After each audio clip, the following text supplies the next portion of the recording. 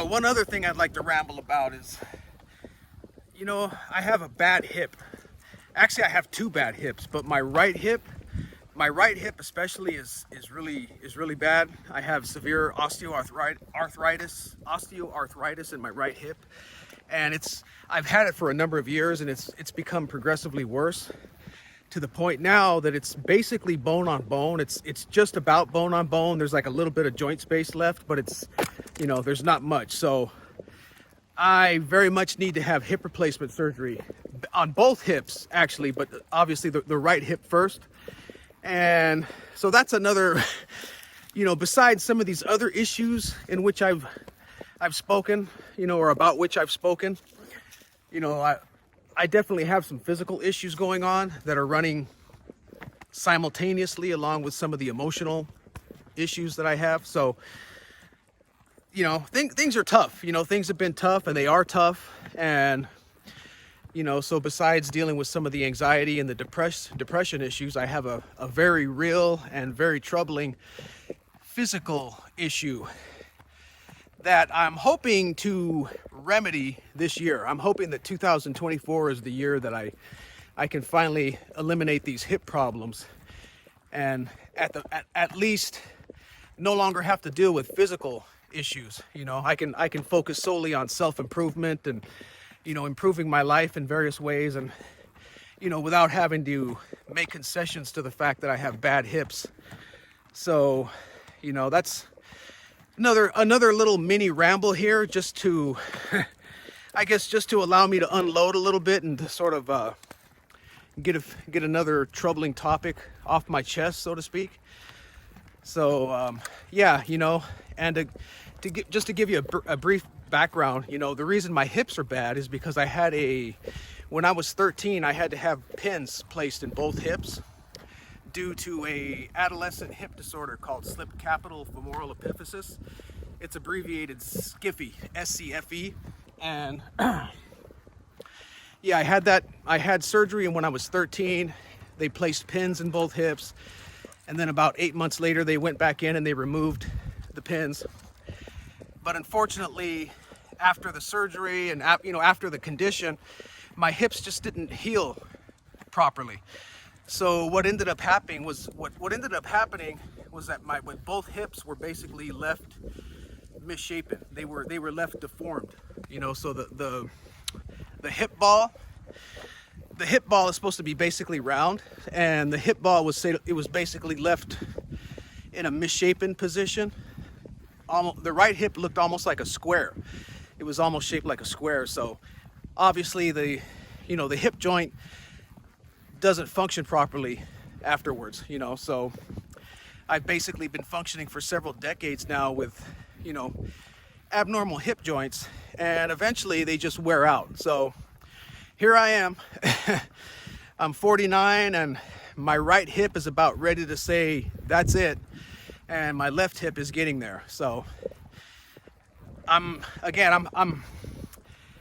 hoping I can get all this fixed, all this crap remedied. Hopefully 2024. I'm hoping 2024 is a big year, and solving my hip problems is going to be a part of what makes it a big year. That's probably going to be like the main focal point that, again, hopefully makes it a big year for me. So yeah, I just wanted to maybe make a little video about my hip troubles and put that out there.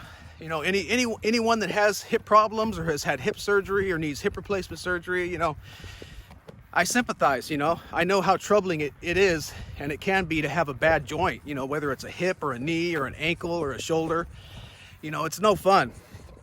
And in my case, unfortunately, since I was 13, my hips were never normal since the age of 13, so I was left with considerable stiffness. My hips were always stiff, when I was 13, 18, 20, 27, 30. I mean, I was very active.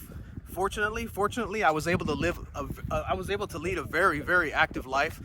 I used to mountain bike, I used to box, I used to go hiking, all kinds of, I was doing all kinds of things, and luckily I was able to get by doing that, but again, my hips just were never normal. So I never had normal 100% hip function. Sorry about that. Brenda got a little carried away. I had to go shut her down. But yeah, anyway, yeah, you know, I was very active though, despite not having normal hip joints, you know, so I was, you know, there wasn't much that I couldn't do.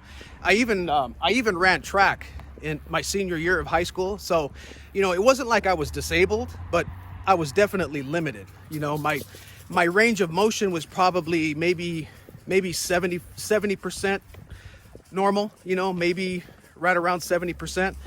You know, so I didn't have normal flexibility. I didn't have normal mobility. You know, there were certain movements that I couldn't really do very well. And, you know, that always bothered me psychologically, you know, to be a young male, to be, you know, to grow up as a young man, a young male, a teenager, and to have a physical infirmity, you know, that was very tough. You know, that was very tough to have to manage something like that, because when you're young and, you know, you're a man and you're growing up and you're going through adolescence and you're moving towards adulthood, you know, you want to feel strong, you know, you want to be strong and you want to feel tough and you want to feel like you can handle yourself. And, you know, I always sort of had a little bit of a hesitancy in my mind. You know, I was always a little bit hesitant just because of my hips, you know, just knowing that my hips weren't quite right always made me feel a little bit vulnerable, you know, in a physical sense. So it definitely had an impact on my self-confidence, unfortunately, you know, and that actually, it actually hurts, you know, when I look back on it. And I think, you know, when I actually sort of ponder the impact that my having had bad hips at a young age, you know, the impact that had on me. I mean, it really had quite an impact. You know, psychologically, it was tough. In fact, I think the hip problem was more tough psychologically than it was physically, actually, you know, because, you know, physically, thankfully, I was still pretty good. You know, I was still pretty functional, but I wasn't quite normal. And so there was always an issue there. You know, I always had some psychological baggage arising because of my hip problems. And, you know, because of the hip, I was never able to really get involved with martial arts, you know, even though I always wanted to. I always wanted to get involved with karate, you know, judo, and, you know, I wanted to at least test the waters. I wanted to at least try those martial arts, but I never did because my hip joints were stiff, you know, and I just never tried it. I just didn't think that I would be able to do any of the kicking arts, you know, very well because of my hip limitations. So I stuck to boxing. You know, I was always pretty good with my hands.